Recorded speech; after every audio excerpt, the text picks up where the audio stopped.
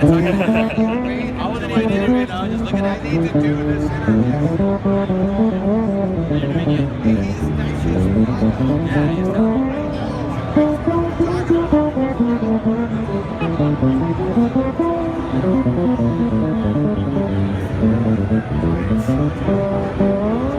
Speaking with Roger Linn here at NAMM 2017. Roger, you've invented a number of devices that have changed the world. In the 1980s, I used a Linn drum to make a few recordings that were very successful, and I really thank you for that. And but can you tell us, you're associated with the MPC. There is some mystery about that. Can you, because your name's not on that device, what can you just resolve that? Well, that was because I created the first MPC models, and then at one point Akai was having financial troubles, and they sold to the In Music Group, which is owned by a guy named Jack O'Donnell. And the first thing he did was to stop my royalty payments and have his lawyer send me threatening letters trying to justify my back royalties that he stole from me. What a business this can be. Well, it started out with creative people, but eventually the assholes come in. You can't stop it. We'll be editing out that word, but yeah, you're right. We appreciate it. So your software, your design was the foundation for the entire series. Yes, but he had bigger lawyers. Oh, I see. Okay.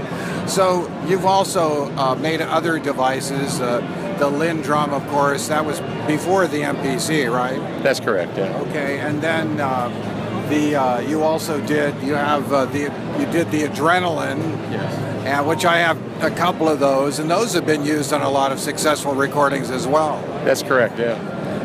Last night I came by to say hello, and you said there's really not much money in pedals, and I'm sad because I'd love to see further, because I love what you did with that device.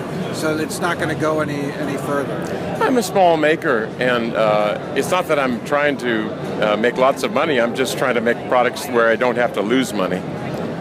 That's a really good idea.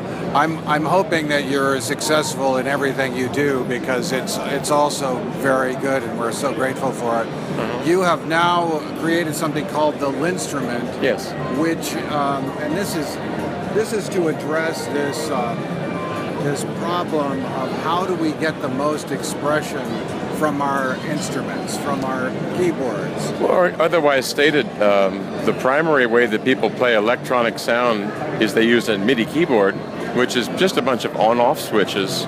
And the trouble with that is it's made music very lacking in expression.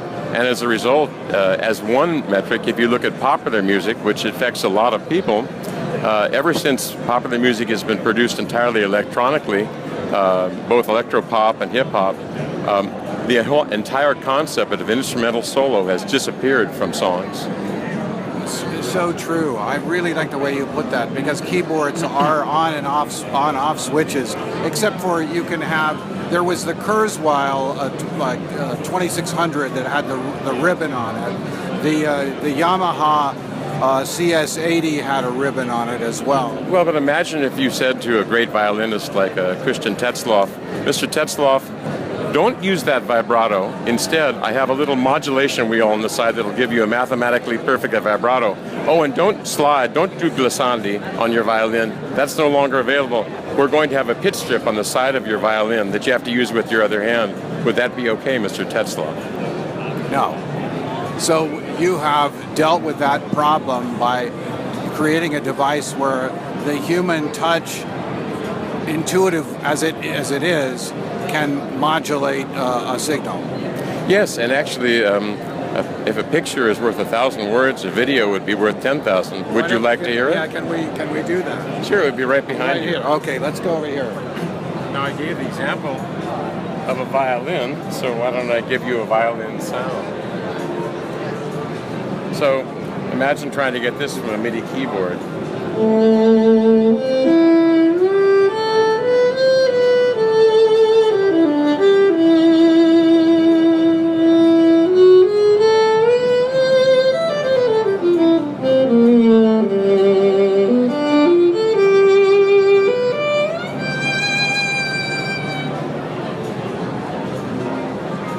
That's beautiful. How do you know what note is what? Well, the reason I didn't use a piano keyboard layout is you can't do all those wonderful pitch gestures, the slides, the bends. So instead, I recognized that you mentioned before the pitch strip on the old CS80 keyboard. Well, the most intuitive way to bend and pitch from one note to another is to play one note and then bend to another. So that means that the notes have to be next to each other, the consecutive semitones. So each row consists of consecutive semitones. Well, that's essentially what a stringed instrument is. So you can think of this as 8 strings. And you can tune the strings however you want, but the lights, what they do is to tell you where the natural notes are. C, D, E, F, G, A, B, C. C is in blue, D, E, F, G, A, B, C. And then the strings are just tuned all in fourths, which actually work better for scales and chords when the notes, as they are on this machine, are spaced exactly with the average spacing of the human hand. So if I play a major scale,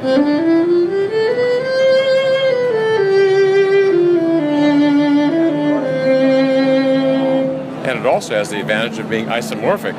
Every time I play a major scale, regardless of the key, is the same fingering, which, unlike the piano, requires you to learn a different fingering of a single chord or scale for each of the 12 keys. So if I play that same fingering here,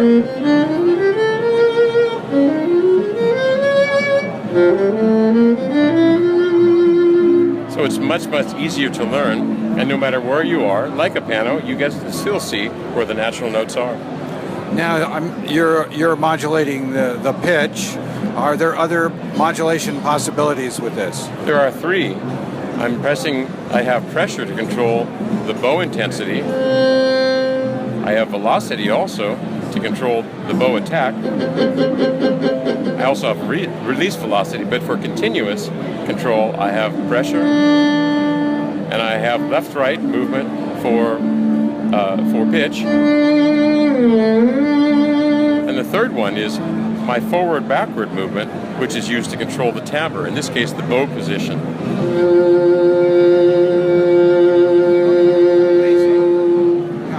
I get it. That's fully polyphonic. So you have been able to replicate the kind of approach that a violinist would use. What other instruments is this good for? It's basically good for all instruments. As another example, here's a soprano sax.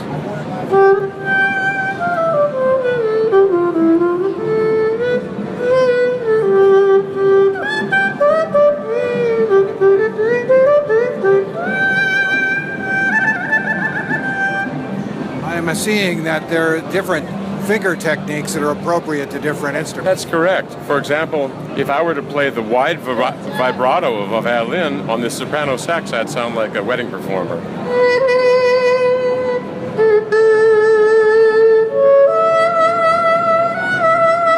You want to play a much narrower vibrato.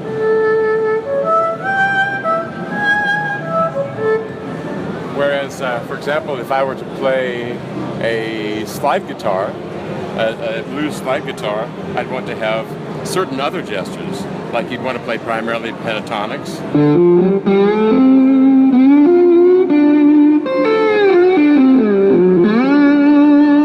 And you'd want to fairly the arpeggiator was on. Or, for example, a blues harmonica, you want to focus on sliding from the minor third to the major third. Hold on, I have the wrong setting.